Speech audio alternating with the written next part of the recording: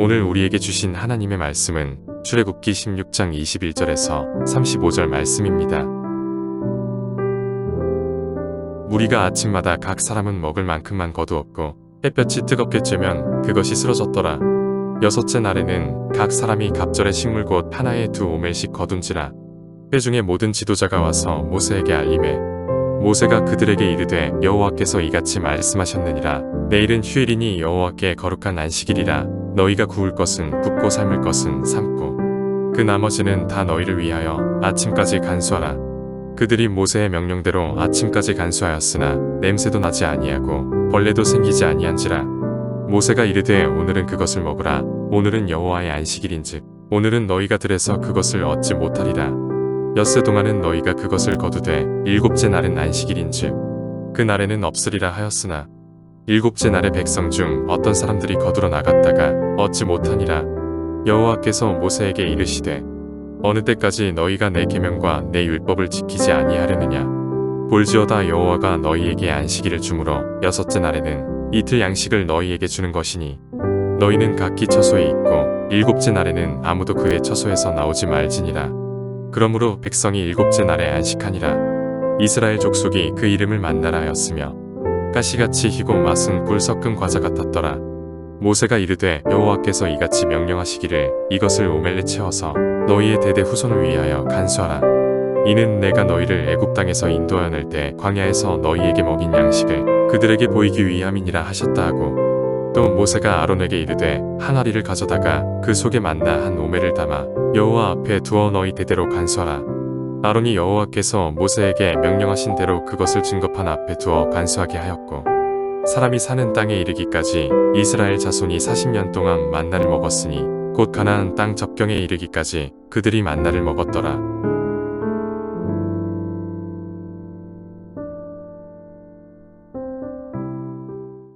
여러분, 오늘 본문 성경의 말씀은 우리가 배경을 잠깐 살펴보아야 이 본문이 굉장히 잘 보입니다.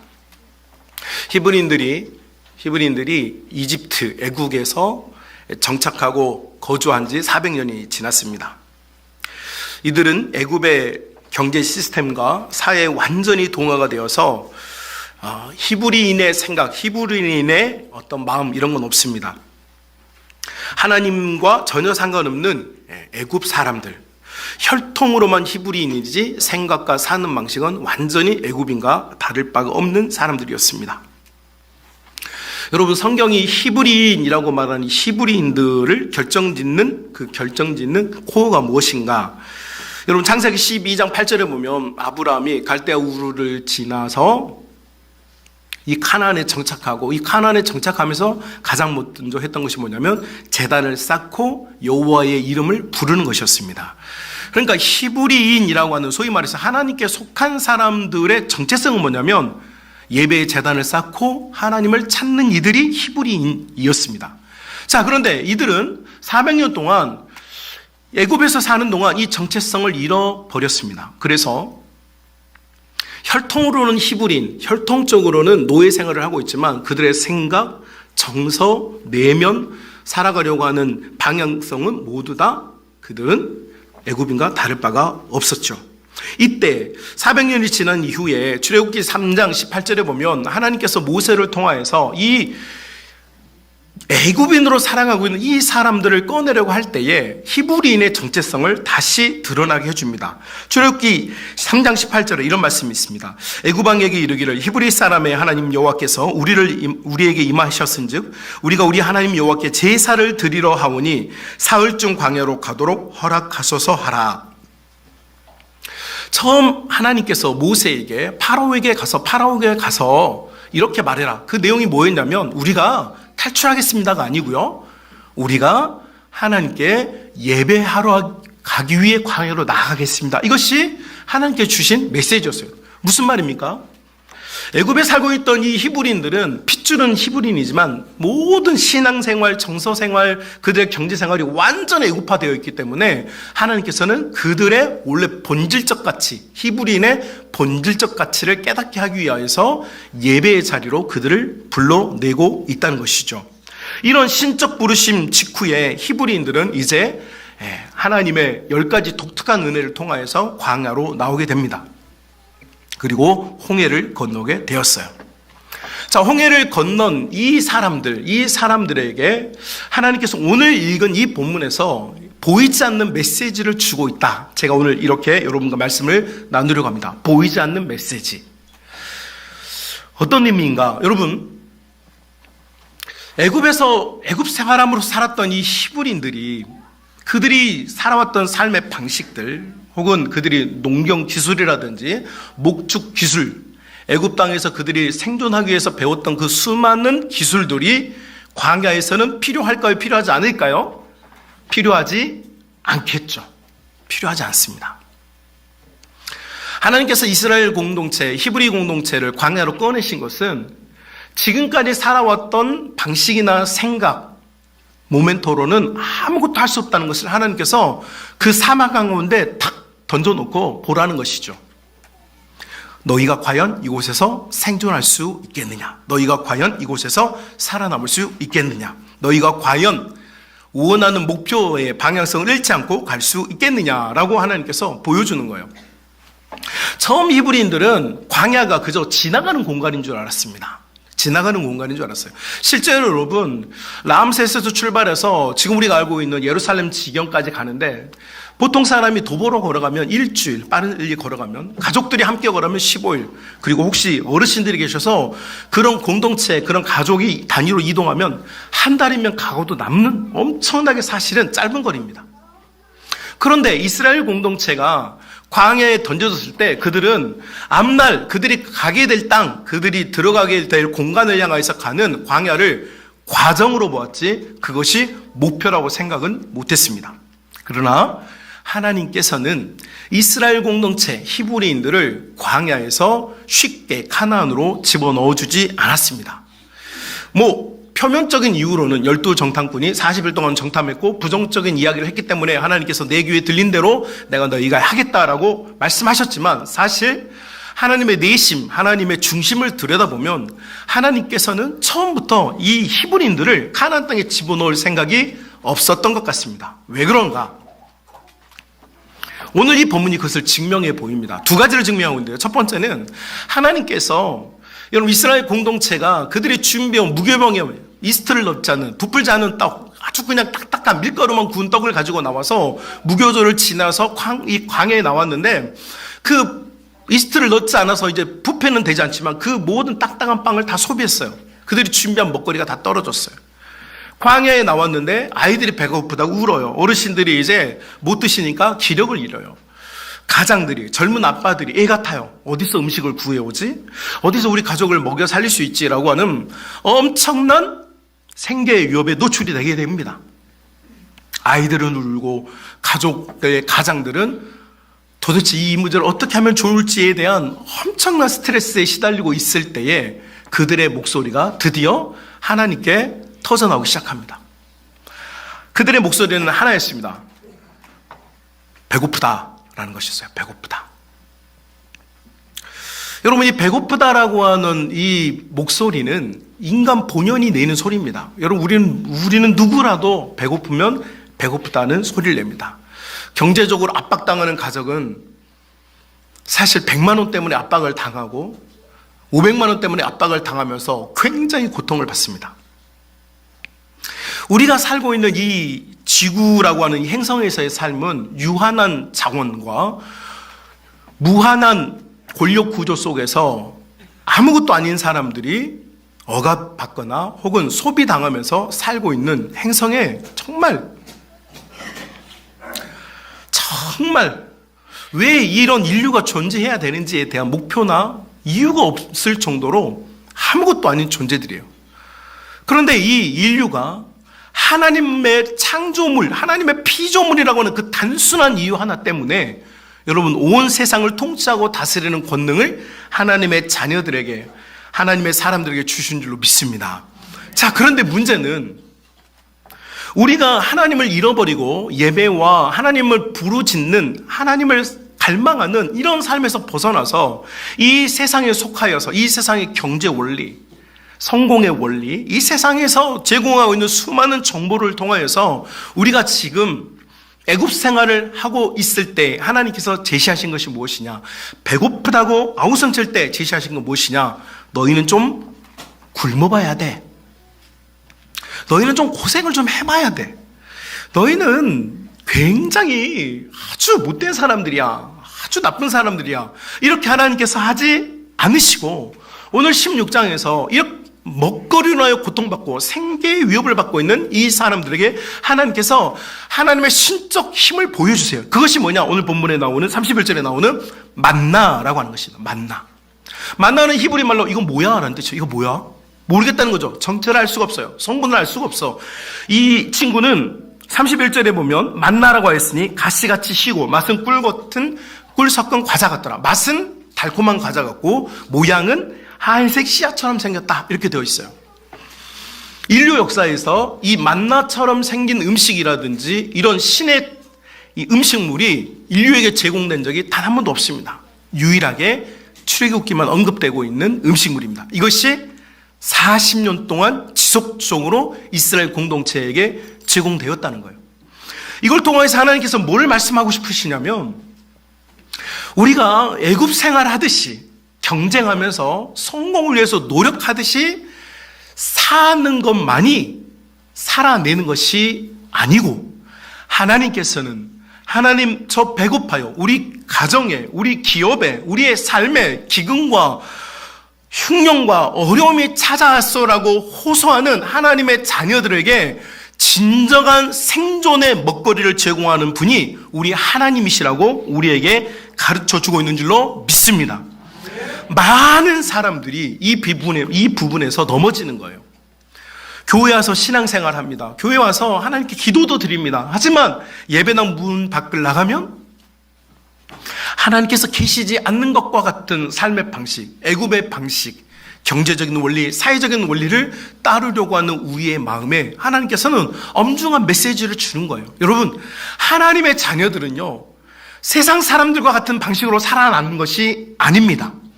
우리는 경작하거나 목축한 잉여의 생산물로 사는 존재가 아닙니다. 하나님께서 하나님의 자녀들을 먹이시고 입히시고 살려내시는 분이라는 사실을 믿으시길 바랍니다. 하늘에 나는 새들도 먹이시고 입혀주시는 우리 하나님께서 하나님의 자녀들을 방치하지 않는다는 것이죠.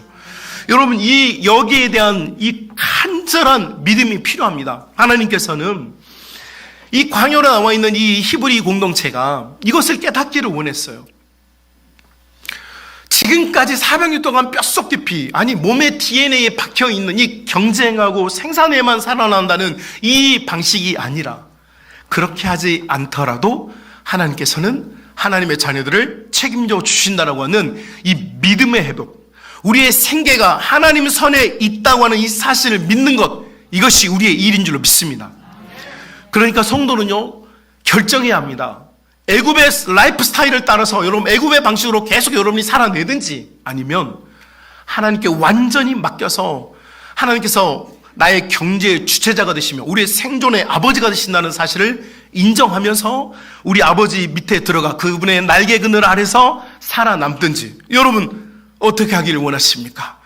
저는 여러분이 하나님 날개 그늘 아래서 여러분이 살아남아지는, 여러분 광야 생활을 승리해내는 하나님 자녀들이 다 될 수 있기를 진심으로 축복합니다. 두 번째는 하나님께서 책임져 주겠다라고 말해주는 이 메시지 이면에는 여러분 오늘 본문에서 아주 흥미로운 주제들이 언급이 됩니다.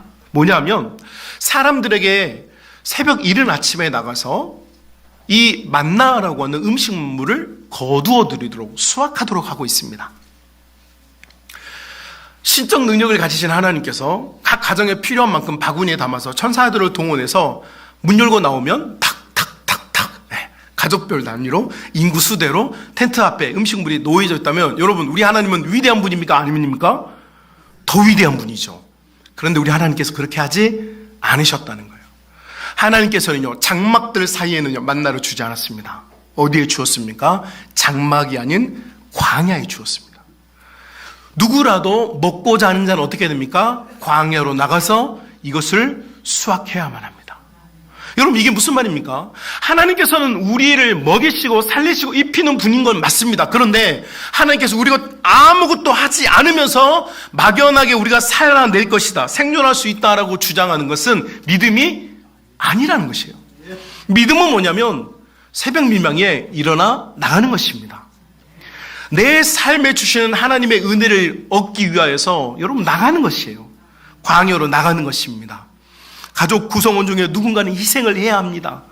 누군가는 가족을 위하여서 새벽 미명에 일어나서 나가서 수확을 해야 합니다. 이것이 하나님께서 만나러 주신 두 번째 규칙입니다.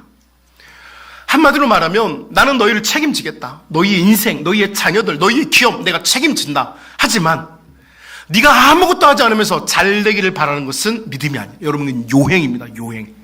요행은 믿음이 아닙니다. 우연히 잘 되는 거 없습니다. 믿음은 여러분 우리가 얼마를 수확하게 될지 알 수 없으되 광야로 나가서 하나님께서 주시고 예비한 것을 내가 거두어 드리는 것입니다. 어떤 사람은 부지런하고 손이 빠른 사람들은 큰 바구니에 많이 담물렸을 것이고 조금 그런 이 수확의 능력이 좀 부족한 분들은 가서 겨우 가족들이 먹을 수 있을까라고 염려될 정도의 양을 아마 수확해서 왔겠죠. 왜냐하면 해가 떠오르면 이 만나들이 다 사그라져 버렸기 때문이에요. 그러니까 기준은 해가 뜨기 전에 새벽 미명의 여색을 주어야 합니다. 그렇다고 밤새 그러면 밤에 아무 때나 나가면 있느냐? 또 그것도 아니라는 거예요. 새벽 미명에만 이 음식이 제공이 됐습니다. 타이밍이 있다는 거죠. 그 타이밍에 맞추어서 나가서 수고하고 봉사하고 애쓸 때에 하나님께서는 그 가정이 충만하게 먹고 남도록 하신 줄로 믿습니다. 지금 제가 이렇게 청년 사역하면서 정말로 많은 청년들, 수천 명의 청년들을 가르쳤는데 여러분 이 무한한 경쟁 사회에서 우리 청년들이, 우리 대학생들이 미래로 더 좋은 미래로 나아가기 위해서 엄청난 노력을 쏟아부어요. 엄청나게 노력을 많이 해요. 근데 그렇게 노력해서 그 노력만큼의 삶의 열매가 있느냐? 제가 보니까 통계학적으로 그렇게 안 돼요. 그렇게 안 됩니다, 여러분. 내가 10개를 노력하면 10개를 거두어리는 시스템이 아니에요. 흥미롭게도 만나도 그랬습니다. 어떤 사람이 많이 거두어 가서 가족들을 위해서 비축하거나 이것을 자신의 경제적인 도약을 위해서 시드머니로 사용하려고 했다면 그것은 반드시 다 사라졌습니다. 하나님께서 그것을 용납하지 않으셨어요. 어떤 사람은 하나님께서 결혼 규칙을 주셨어요. 6째 날은 많이 거두어라. 그리고 7째 날에 너희가 거두지 않을 것이다. 그런데 놀랍게도 7째 날에는 이 음식물이 상하거나 부패하거나 사라지지 않았어요. 왜요? 여러분, 만나라고 하는 음식 자체가 가지는 가치가 뭐냐면 이건 하나님을 상징하는 것입니다. 그래서 하나님으로 먹고 배부른 자는 더 이상 배부르고자 하는 욕구가 없어지는 거예요. 그래서 의에 줄이고 목마른 자는 복이 있다. 왜 복이 있느냐? 이미 하나님 나라를 먹고 마셨기 때문이죠. 예수님의 살과 피를 먹는 사람은 있잖아요. 더 이상 세상에 가서 관심이 없어져요. 별로 맛이 없거든요. 예수님 먹을 때가 제일 행복하거든요. 예수님 마실 때가 제일 즐겁거든요. 여러분 인생을 자꾸만 돌아보십시오. 여러분 인생을 돌아보면 참 여러분이 갔던 어떤 아름다운 나라, 아름다운 여행지, 맛있게 먹었던 어떤 음식들이 떠오를 수도 있습니다. 그런데 여러분 정말 여러분이 영혼에게 물어보십시오. 여러분이 진짜 행복할 때가 언제였는지. 여러분이 진짜 행복할 때는 하나님의 은혜를 받아서 여러분의 가슴이 따뜻해졌을 때예요. 이게 성도란 말이에요. 내 호주머니에 100만 원이 없어서 울 때가 많았어요. 저도 저희 가정이 그런 어려움을 몇 차례 겪었어요. 돈 5만 원이 없어서 옆집에 꾸러 갈 때 여러분 그거 정말 부끄럽습니다. 어머니가 본인이 못 가고 자녀를 보낼 정도로 경제적으로 압박을 받는 시기에 여러분 그 돈을 꾸러 가는 자녀의 입장은 얼마나 부끄럽겠어요. 그런데 갈 수밖에 없는 상황. 그 5만 원의 압박을 받으면서 그 5만 원의 스트레스와 수치감을 경험하면서도 여러분 우리가 살아왔어요. 그런데 여러분 놀랍게도 진짜 내 가슴이 행복하고 즐거움을 누리는 때는 언제냐? 하나님을 예배할 때예요. 여러분과 이 말씀을 나눌 때예요. 얼마나 즐겁습니까? 대산을 넘어 험곡에 가도 빛 가운데로 걸어가면 주께서 항상 지기로 약속한 말씀 변치 않네. 하늘의 영광 하늘의 나의 맘속에 나의 맘속 차고도 넘쳐 할렐루야를 힘차게 불러 영원히 주를 찬양하리. 아멘. 여러분, 하나님의 계시, 하나님의 율법은 출애굽기 19장 이후로 나옵니다. 그런데 여러분 16장 아닙니까? 율법이 아직 주어지기 전입니다. 놀라운 것은 오늘 본문 말씀에 보면 너희가 어느 때까지 나의 율법과 율례를 어기려고 하느냐라는 말씀이 나와요. 율법을 준 적이 없는데 율법을 어겼다고 그래요. 이게 무슨 말입니까? 율법은요, 뭘 해라, do, 뭘 하지 말아라, do not, 그런 긴 게 아니라는 거죠. 율법은 뭐냐? 하나님을 하나님으로 인정해 드리는 것이 율법의 근원입니다.